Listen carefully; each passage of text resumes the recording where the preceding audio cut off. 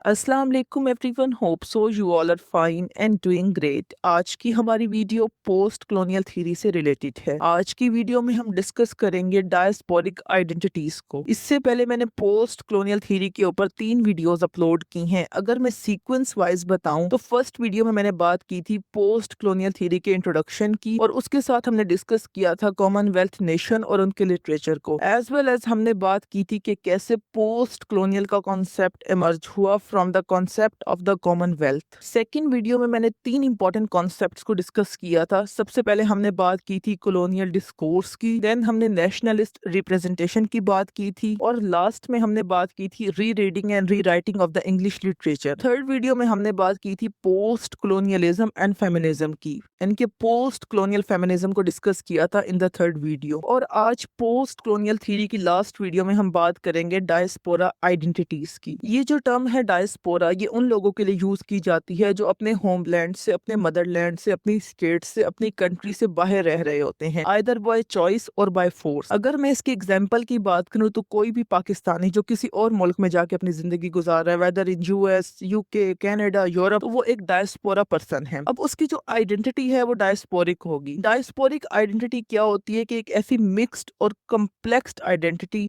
जो तब बनती है जब आप अपने मुल्क से बाहर किसी दूसरे मुल्क में रह रहे होते हो। तो ऐसे में आपकी पर्सनैलिटी के अंदर वो एलिमेंट्स भी होते हैं जो आपके अपने कल्चर के होते हैं, एज वेल एज जब आप बाहर वक्त गुजारते हो तो वहाँ का कल्चर भी आपके ऊपर अपना इन्फ्लुएंस डालता है। तो जब आपकी पर्सनैलिटी की मिक्स्ड और कॉम्प्लेक्स आइडेंटिटीज शामिल हो जाती हैं आपके अंदर, तो आपकी personality as a dual personality adopt होती है, डेवलप होती है। अब ना तो आप अपने होमलैंड से फुली कनेक्टेड होते हो, ना ही आप न्यू कंट्री को एक्सेप्ट कर रहे होते हो।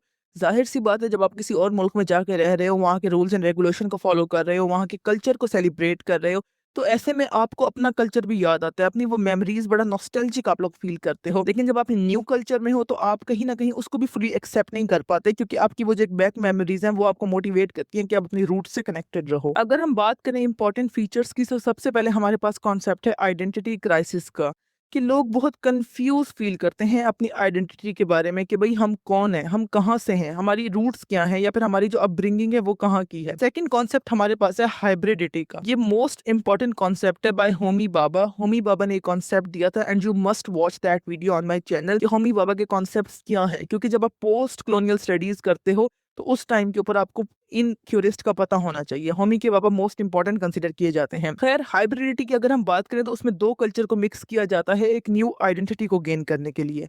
यहाँ पे हमारे पास सेंस ऑफ लॉस और नॉस्टैल्जिया का एक थीम है, जिसमें लोग जो हैं वो बहुत नॉस्टैल्जिक फील करते हैं।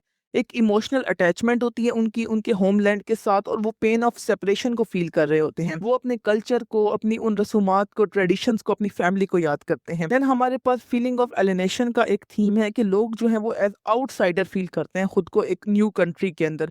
वो अपने होमलैंड से दूर होते हैं, और जिस जगह पे वो होते हैं वो जगह भी उनको पूरी तरह एक्सेप्ट नहीं करती, जिसमें हमें वही अदरिंग का कॉन्सेप्ट समझ आता है जो हमने ओरिएंटलिज्म में पढ़ा था बाय एडवर्ड सईद। देन हमारे पास एक कल्चरल कन्फ्लिक्ट का कॉन्सेप्ट है कि हमेशा उस पर्सन के, जो डायस्पोरिक पर्सन है, उसके माइंड में यही क्लैश चलता है between the old traditions and new lifestyle.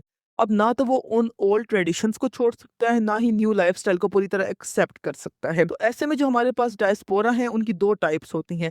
एक वॉलेंट्री डायस्पोरा होते हैं, एक फोर्स डायस्पोरा होते हैं।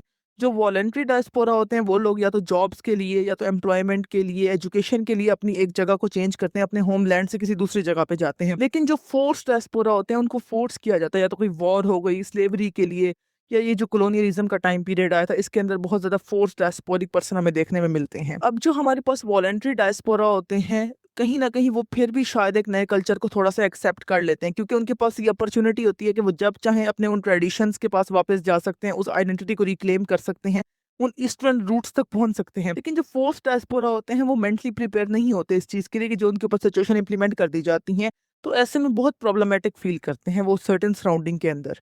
अगर मैं राइटर्स की बात करूं तो हमारे लिटरेचर के अंदर ऐसे मल्टीपल डायस्पोरिक राइटर्स हैं, जिसमें सलमान रुश्दी का नाम है, मोहसिन हामिद का नाम है, जिनका वर्क रिलक्टेंट फंडामेंटलिस्ट एक डायस्पोरिक वर्क कंसीडर किया जाता है। देन हमारे पास बापसे सिद्वा का नाम है। तो ये मोस्ट इंपॉर्टेंट कॉन्सेप्ट है डायस्पोरिक आइडेंटिटीज का, कि कैसे जो पर्सन है वो डुअल कल्चर में डेवलप होने के बाद, डुअल नेशन में डेवलप होने के बाद खुद की पर्सनैलिटी में कंफ्यूज होकर रह जाते हैं that either we are eastern either we are western. और अगर आप दो ईस्टर्न सोसाइटीज के दरमियान भी खुद को एक्सचेंज कर रहे हो या दो वेस्टर्न सोसाइटीज के दरमियान भी खुद को चेंज कर रहे हो, तो तब भी आप कंफ्यूज रहते हो कि आइदर हम किस सोसाइटी का पार्ट है, क्योंकि हर सोसाइटी में जो कल्चर्स हैं, जो ट्रेडिशंस हैं, वो वेरी करते हैं। तो आपको समझ ही नहीं आता कि असल में हमने किस चीज़ को सेलिब्रेट करना है और किस चीज़ पर साइलेंस को एडमायर करना है। देन हमारे पास जो डायस्पोरिक आइडेंटिटीज होती हैं, उनके मेजर फीचर्स में आइडेंटिटी क्राइसिस हमारे पास आता है, हाइब्रिडिटी का कॉन्सेप्ट हमें देखने में मिलता है, हमारे पास सेंस ऑफ लॉस और नॉस्टैल्जिया का थीम है, एलिनेशन के थीम हमें देखने में नजर आते हैं, एक कल्चरल कन्फ्लिक्ट हमें दिखता है। Hope you get the clear understanding about the diasporic